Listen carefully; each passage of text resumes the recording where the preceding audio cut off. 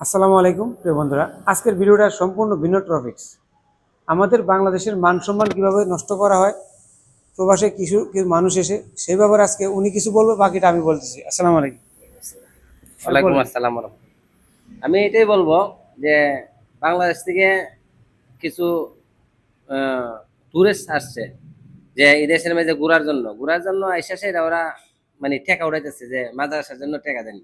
অনেকগুলা লোক হুজুর হুজুর টাইপের আর কি, অনেকগুলা লোক ঢুকছে মালে ঢুকছে, অনেক সাইডেও ঢুকছে, মানে টাকা চাইতেছে যে মাদ্রাসার লাগা এই জায়গার লাগা মানে টাকা ইমিলে টাকা চাইতেছে আর কি।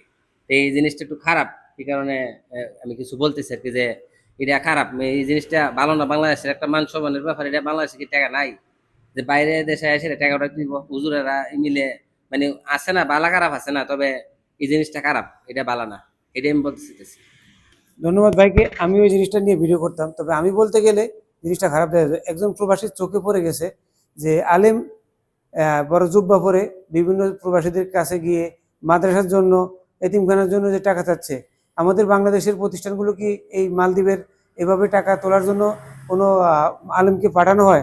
সে ব্যাপারে আমি বাংলাদেশের ঊর্ধ্বতম প্রশাসনের দৃষ্টি আকর্ষণ করছি, এবং আমাদের বর্তমান প্রধানমন্ত্রী তারেক রহমানের স্যারের উদ্দেশ্য আমি এই কথাটা বলবো যে বাংলাদেশের থেকে অনেক ট্যুরিস্ট প্রবাসী এসে টাকা তোলে, বিভিন্ন মাদ্রাসার জন্য তোলে, এগুলো আমাদের দেশের সম্মান নষ্ট হয়। আপনি এই জিনিসগুলোর দিকে দৃষ্টি দিবেন, এবং যারা এই দেশে আইসা বিভিন্নভাবে সাহায্য সহযোগিতা চাইতেছেন, এটা কিন্তু খারাপ। এটা থেকে আপনারা বিরত থাকেন।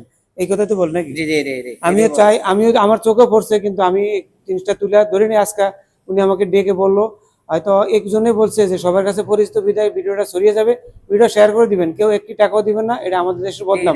শুক্রবারে আমি ঘুরতে পারিছি আমার বন্ধু নিয়ে, আমি অনেক জায়গায় পাইছি, আমি 5-6 জায়গায় পাইছি গ্রুপ নিয়ে যে ট্যাগ উড়াইতেছে মিলিয়ে পাইছি আর কি। এটা খুব খারাপ, এটা বাংলাদেশে একটা খারাপ দিকে যাইতেছে বাংলাদেশের, মানে এই বদনাম দেশের হচ্ছে। মধ্যে বদলাম বাংলাদেশের বদলাম হচ্ছে এইসব লোকের বিপক্ষে আমরা যারা এই দুর্নাম ছড়াইতেছে এই দেশে আইসে সেটা।